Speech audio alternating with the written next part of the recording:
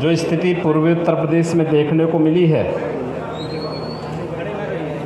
लगातार 15 दिनों से भारी बारिश पूर्वी उत्तर प्रदेश में भी और नेपाल से आने वाली सभी नदियों के कारण यहाँ पर बाढ़ की इस विभीषिका से आप सबको जूझने के लिए मजबूर होना पड़ रहा है। लेकिन आपदा के इस समय में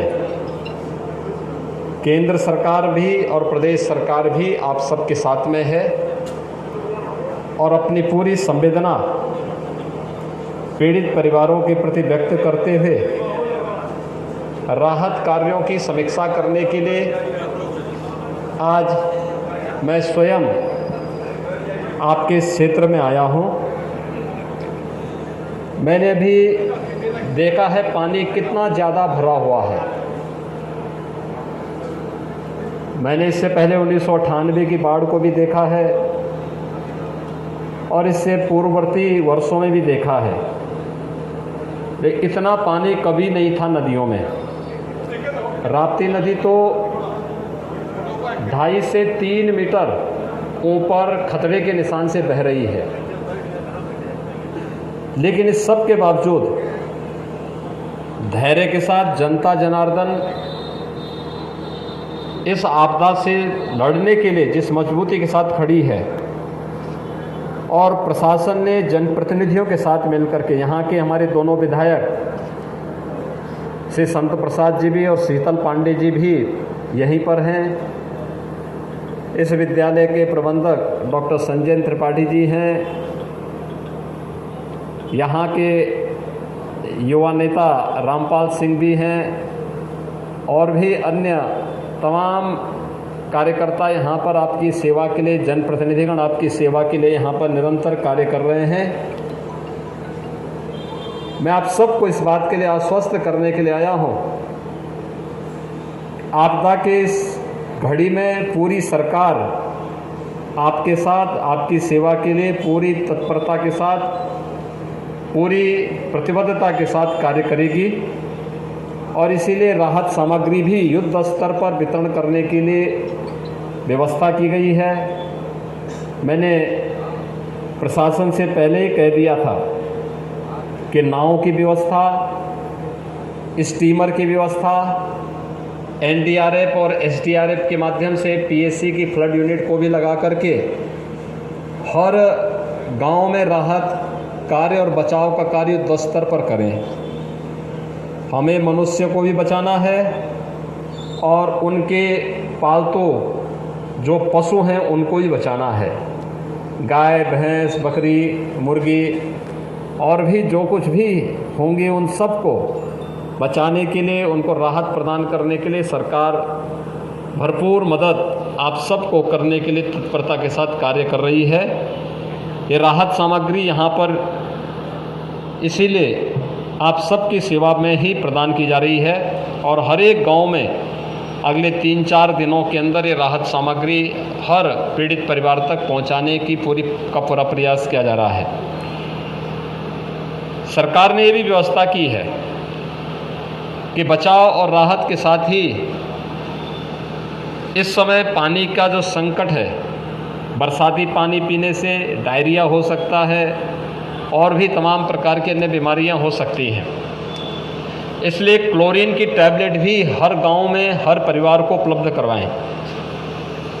जहां पर लोगों को डायरिया आदि की शिकायत हो या इस प्रकार की स्थिति, वहाँ चिकित्सीय टीम भेज करके लोगों को तत्काल राहत दें और साथ साथ यह भी सुनिश्चित करें कि उन क्षेत्रों में किसी को भी कोई समस्या न हो। ORS के पैकेट भी लोगों को उपलब्ध करवा करके उससे कहीं कोई समस्या होती है तो व्यापक जागरूकता के माध्यम से लोगों को बताना कि पानी गर्म करके ही छान करके तब पिए, बरसाती पानी पीने से नुकसान हो सकता है। ये भी व्यवस्था की जा रही है कल से कि हर क्षेत्र में स्वच्छता का, सैनिटाइजेशन का, छिड़काव का, फॉगिंग का, जिससे मलेरिया है, इंसेफ्लाइटिस है डेंगू, चिकनगुनिया, कालाजार, इन सभी बीमारियों से भी लोगों को बचाया जा सके। एक विशेष अभियान 1 सप्ताह का ये चलेगा, जिसमें सभी जनप्रतिनिधि, सभी अधिकारी, लखनऊ से भी हमने वरिष्ठ अधिकारी भेजे हुए, हर जनपद में भेजे हैं, जो आकर के यहाँ पर इन सभी कार्यों के साथ जुड़ करके जनता के साथ मिल करके न केवल कोरोना महामारी के खिलाफ बल्कि बाढ़ के बाद होने वाली किसी भी संभावित बीमारी से रोकथाम करने में योगदान देंगे। हर बाढ़ प्रभावित क्षेत्र में पशुओं के चारे के लिए भी प्रशासन को निर्देश दिए गए हैं। साथ साथ अगर बाढ़ से जनहानि होती है तो 4 लाख रुपए पीड़ित परिवार को तत्काल उपलब्ध करवाने, किसी का मकान क्षतिग्रस्त होता है तो उसे 95,000 रुपये की राशि तत्काल उपलब्ध करवाने, नदी की धारा में अगर किसी का पक्का मकान चला गया तो उसे मुख्यमंत्री आवास योजना के अंतर्गत आवास उपलब्ध करवाने,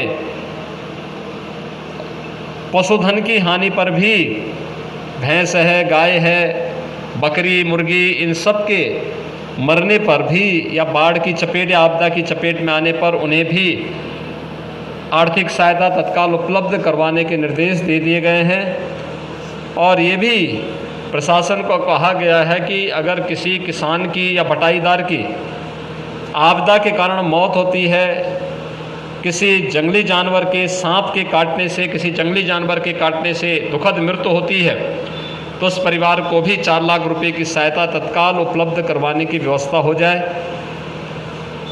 इस समय जब बाढ़ का पानी है, सांप के काटने की, बिच्छू, जंगली जानवर, आवारा कुत्तों की भी काटने की बड़ी शिकायतें होती हैं। इसके कारण लोगों को बड़ी परेशानी होती है। हर एक जगह जो सांप के काटने का इंजेक्शन है, यानी एंटी स्नेक वेनम, और कुत्ते अन्य जंगली जानवरों के काटने के कारण एंटी रेबीज जो वैक्सीन है, ये भी हर एक जगह पर्याप्त मात्रा में उपलब्ध कराया गया है, जिससे किसी को भी परेशानी न हो। ये संकट का समय है, आपदा का समय है। यद्यपि पिछले 1.5 साल से पूरा देश और पूरी दुनिया पहले कोरोना महामारी का सामना कर रही थी, अब हमें बाढ़ का सामना करना पड़ रहा है, लेकिन संकट के समय पूरी धैर्य के साथ इसका मुकाबला करते हुए हम इस स्थिति से भी उभरेंगे और आप सब स्वस्थ रहें, सकुशल रहें। सरकार हर एक प्रकार से आपकी मदद करने के लिए पूरी तत्परता के साथ कार्य कर रही है और आज इसी की समीक्षा करने के लिए, निरीक्षण करने के लिए मैं विशेष रूप से आपके बीच आया हूं। आप सब के लिए मेरी शुभकामनाएं हैं। हम लोगों ने गोरखपुर जनपद के 304 गांव इस बाढ़ की चपेट में आए हैं, जिसमें 405 नाव और 50 स्टीमर अब तक हम लोगों ने बचाव और राहत कार्य के लिए लगाए हैं। जगह जगह बाढ़ चौकी स्थापित की गई हैं। कंट्रोल रूम के माध्यम से प्रत्येक से संवाद बना करके राहत और बचाव कार्य को युद्ध स्तर पर आगे बढ़ाया जा रहा है। हम लोग बहुत शीघ्र बाढ़ की इस स्थिति पर भी नियंत्रण स्थापित करेंगे और प्रत्येक व्यक्ति तक राहत सामग्री भी उपलब्ध कराएंगे। मुझे यही आप सबसे कहना था। बहुत बहुत धन्यवाद।